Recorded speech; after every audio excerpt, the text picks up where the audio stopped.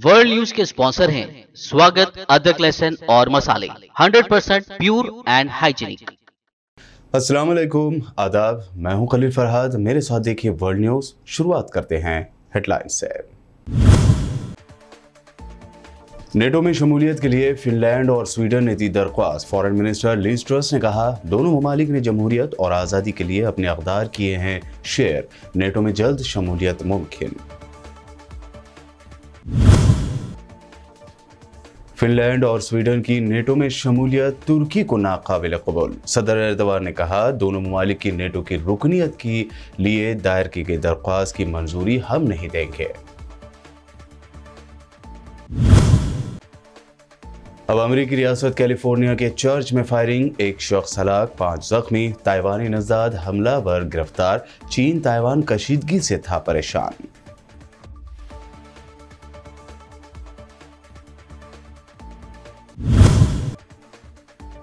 आम आदमी का बजट फिर एक बार बिगड़ सकता है। पेट्रोल और डीजल की कीमतों में जल्द हो सकता है मजीद इजाफा।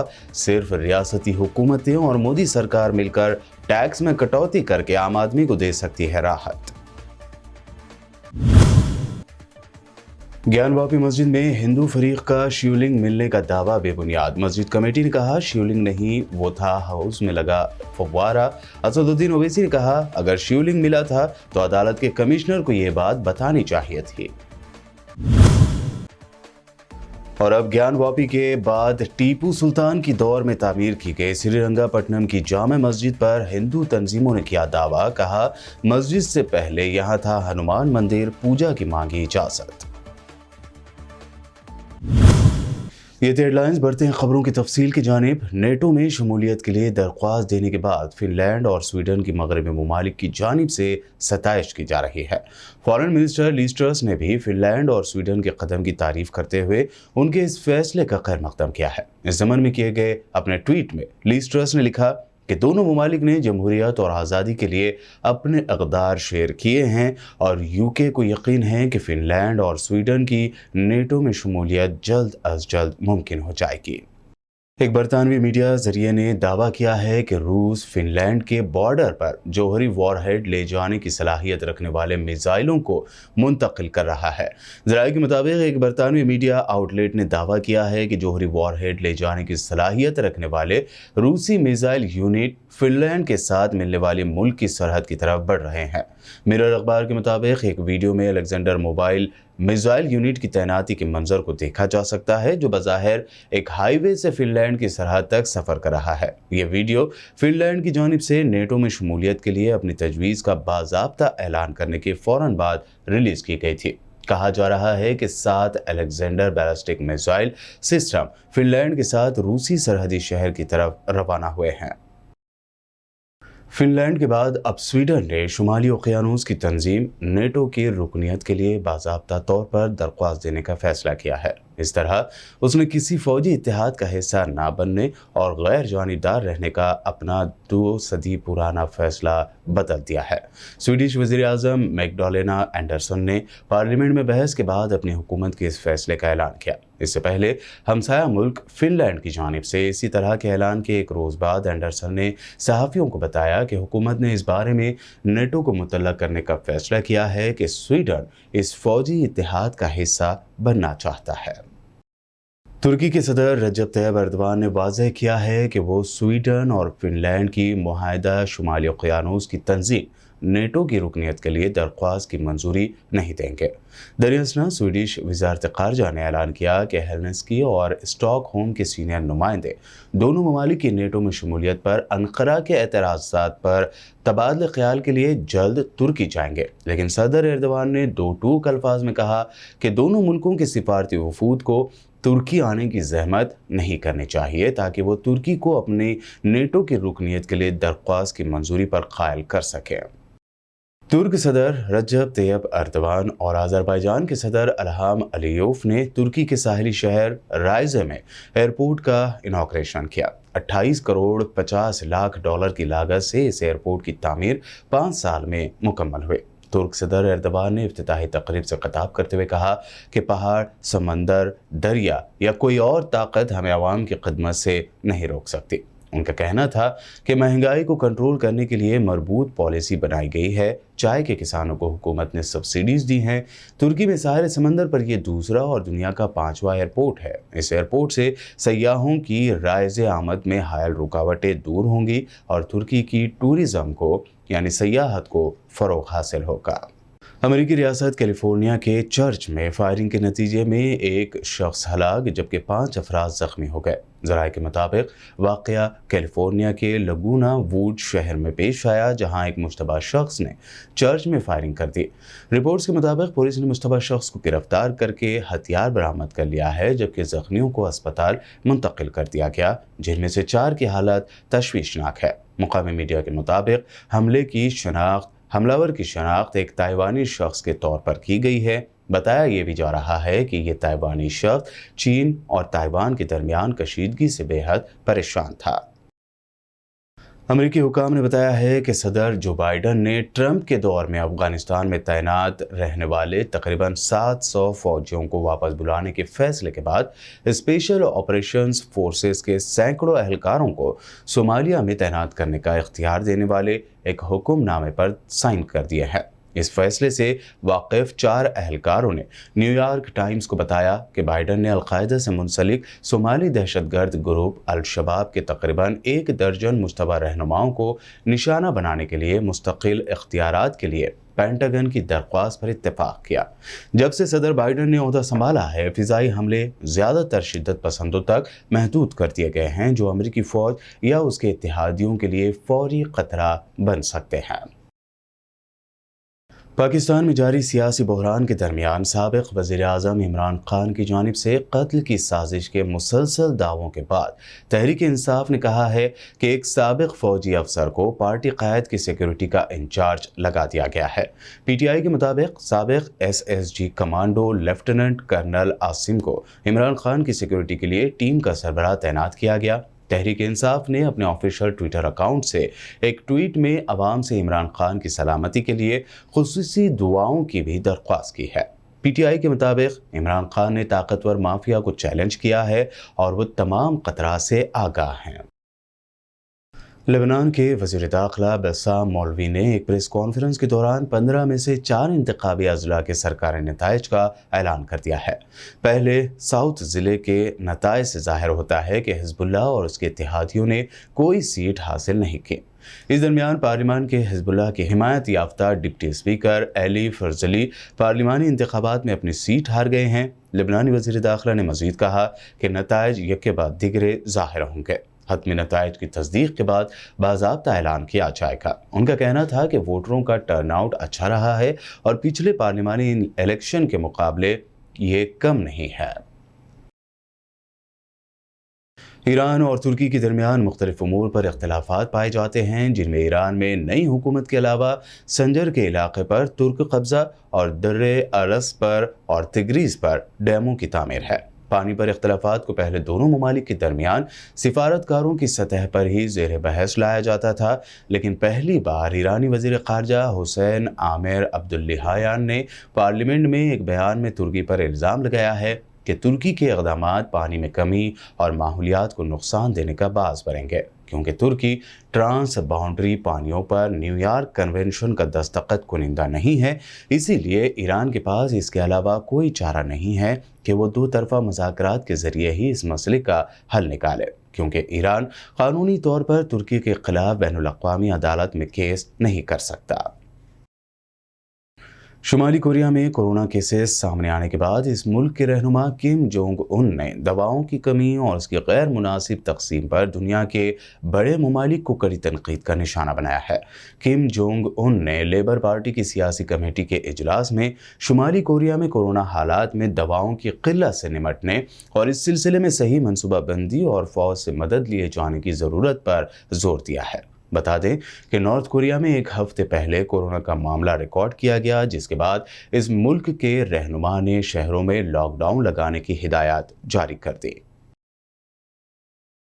اسرائیل کی وزارت صحت نے کہا ہے کہ ملک میں آنے والے غیر ملکی شہریوں کو اب پرواز سے پہلے کورونا وائرس ٹیسٹ کرانے کی ضرورت نہیں ہوگی۔ اس ماہ کے شروع میں وزارت نے غیر ملکی مسافروں کے لیے لازمی PCR کے بجائے प्री फ्लाइट PCR और एंटीजन टेस्ट के इंतखाब की इजाज़त दी थी। वजारत ने कहा कि इस नरमी का इतलाक हफ्ते से होगा। उधर चीन में बेरोजगारी की शरह अप्रैल में बढ़कर 6.1% हो गई है, जो फरवरी 2020 में कोविड-19 वबा के इब्तदाई दिनों में देखने में आने वाली शरह 6.2 यानी 6.2% के बाद से बुलंद तरीन सतह है। ये सूरत हाल इस वक्त सामने आई जब लॉकडाउन को वसी करने की वजह से दुनिया की दूसरी सबसे बड़ी इकोनॉमी की सरगर्मियों में तेज़ी से कमी वाक़ हुई। सरकारी आदद शुमार ये भी जाहिर करते हैं कि कई कारोबारियों और इंडस्ट्रियलिस्ट को सख्त नुकसान पहुंचा। मार्च और अप्रैल में दर्जनों शहरों में मुकम्मल या जुज़वी लॉकडाउन नाफिज किया गया था, जिसमें तिजारती मरकज़ शंघाई की तवील बंदिश भी शामिल थे। चीनी वज़ीर आज़म ली कीचियांग ने हाल ही में 2020 के बाद वायरस के बदतरीन फैलने के बाद मुल्क की रोज़गार की सूरत हाल को पेचीदा और संगीन करार दिया था।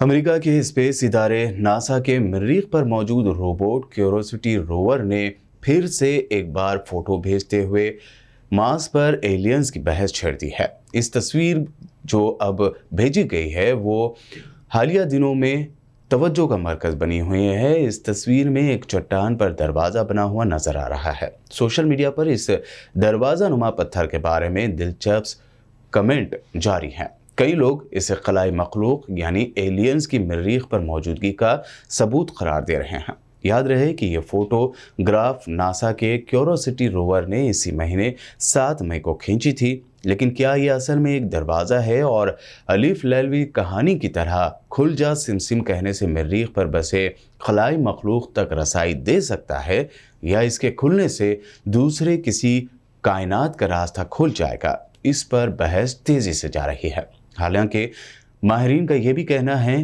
कि ये दरवाज़ा नुमा शेप कुदरती है। वर्ल्ड न्यूज़ में वक्त हुआ है एक शॉर्ट ब्रेक का। जल्द लौटेंगे और देखेंगे मज़ीद अहम खबरें।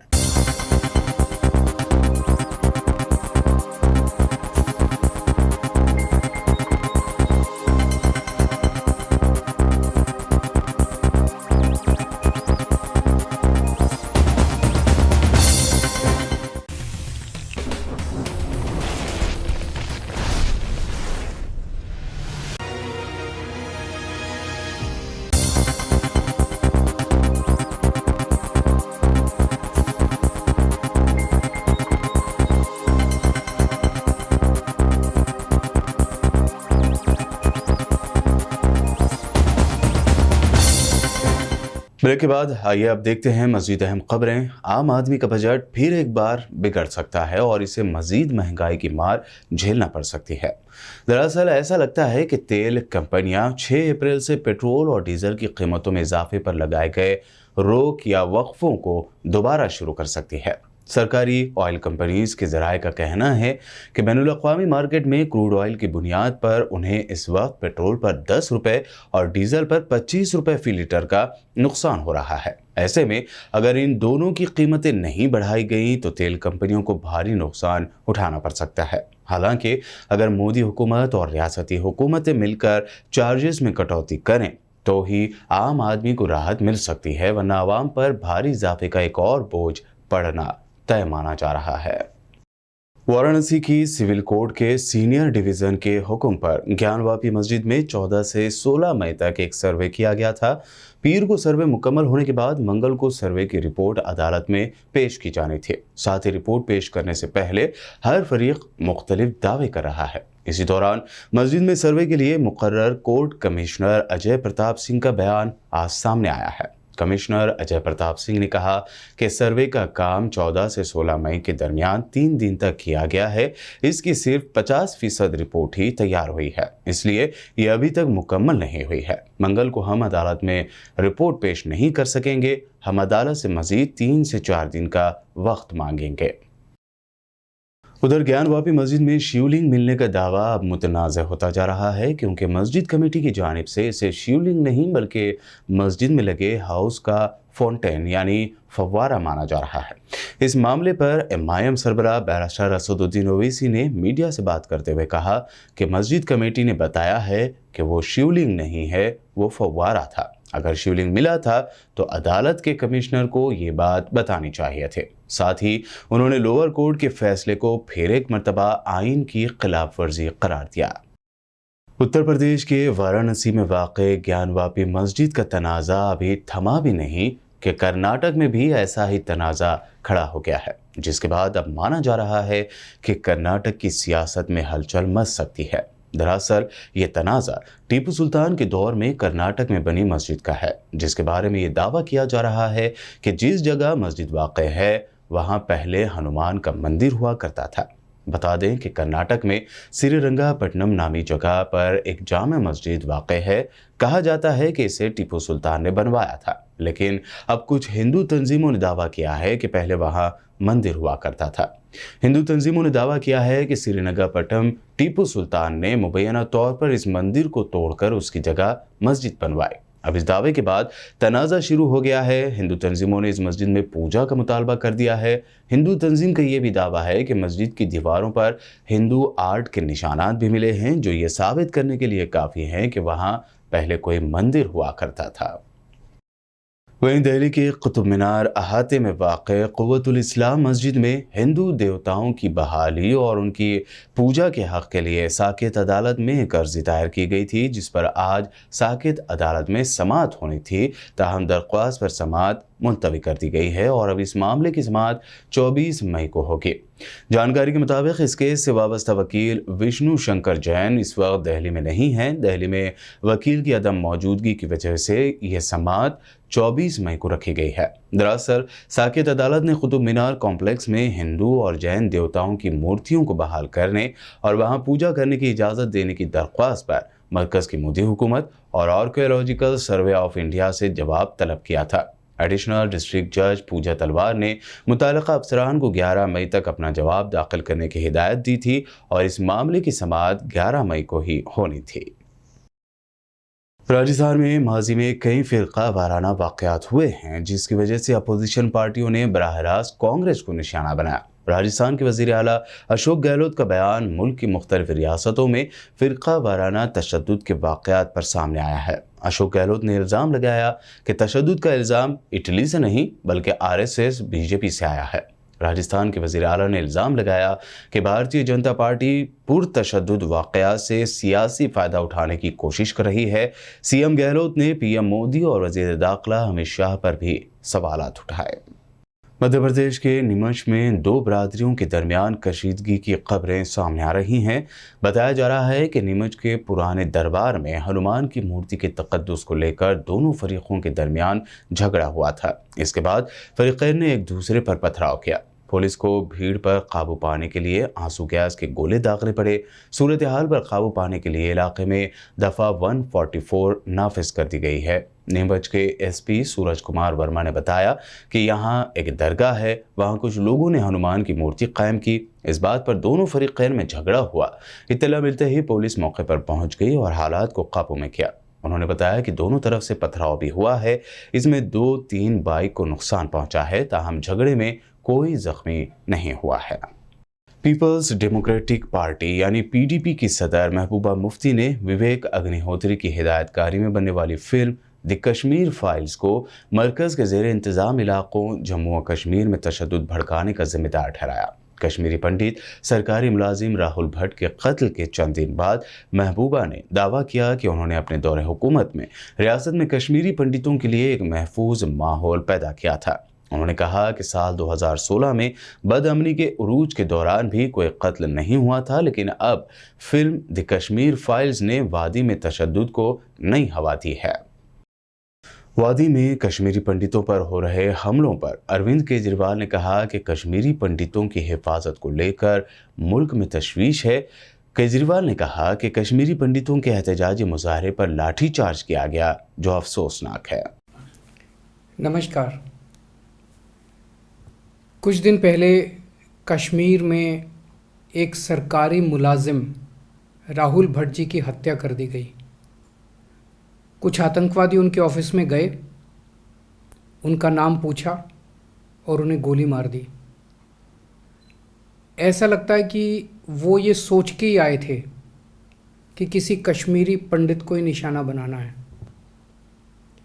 हमारी सेना ने 24 घंटे के अंदर वहाँ 2 आतंकवादियों को ढूंढ के उन्हें मार गिराया। पर आज पूरा देश इस बात से चिंतित है कि कश्मीर में आज भी कश्मीरी पंडित सुरक्षित क्यों नहीं हैं।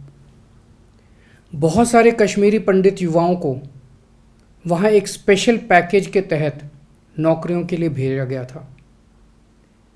ये लोग वहाँ शांति के साथ रहना चाहते थे, वो उनका घर है, वो वहीं अपना घर बसाना चाहते हैं, अपने बच्चों के साथ रहना चाहते हैं। इस हादसे के बाद वहाँ रहने वाले सभी कश्मीरी पंडित भयभीत हैं, डरे हुए हैं। इस हादसे पे नाराज़गी जताने के लिए जब वो लोग प्रदर्शन कर रहे थे तो उन्हें रोका गया, उन पे लाठियाँ बरसाई गई, टीयर गैस छोड़े गए और उनकी ही कॉलोनी में ताला बंद कर दिया गया। क्यों? ये सही नहीं है। जिन अफसरों ने भी ये किया उन्हें तुरंत बर्खास्त किया जाए। मध्य प्रदेश के गुना में 3 पुलिस एहलकारों के कत्ल की वारदात में मुलविस 3 मुलजमीन में से एक को आज सुबह की अव्वलीन सातों में एक इनकाउंटर में मार गिराया गया है। इस बारे में मध्य प्रदेश के वजीर दाखिला नरोत्तम मिश्रा ने मजीद जानकारी दी। सुबह तड़के गुना के जंगलों में एक धर्मावदा भड़ोली मार्ग है, उसके जंगल में छोटू जहीर पिता जलील को देखा गया। पुलिस ने घेराबंदी की और उसने जवाब में पुलिस पर फायरिंग की।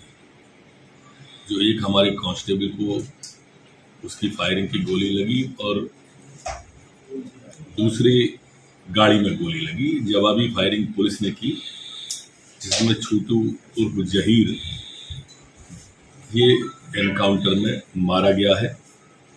शेष 2 लोग अभी और बचे हैं। मैंने प्रारंभ में भी कहा था कि फरारी न करें, अपराधियों को सरेंडर करना चाहिए। अपराध किया है तो नजीर बनेगी, अन्यथा अभी 2 लोग और बचे हैं, पुलिस उनकी तलाश कर रही है। आखिर में हेडलाइंस पर एक और नजर। नेटो में शमूलियत के लिए फिनलैंड और स्वीडन ने दी दरख्वास्त। फॉरेन मिनिस्टर लिज ट्रस ने कहा, दोनों ममालिक ने जमहूरियत और आज़ादी के लिए अपने अक़दार किए हैं शेयर। नेटो में जल्द शमूलियत मुमकिन। फिनलैंड और स्वीडन की नेटो में शमूलियत तुर्की को नाकाबिल कबूल। सदर एर्दोगान ने कहा, दोनों ममालिक की नेटो की रुकनियत के लिए दायर की गई दरख्वास्त की मंजूरी हम नहीं देंगे। अब अमेरिकी रियासत कैलिफोर्निया के चर्च में फायरिंग, 1 शख्स हलाक, 5 जख्मी। ताइवानी नज़ाद हमलावर गिरफ्तार। चीन ताइवान कशीदगी से था परेशान।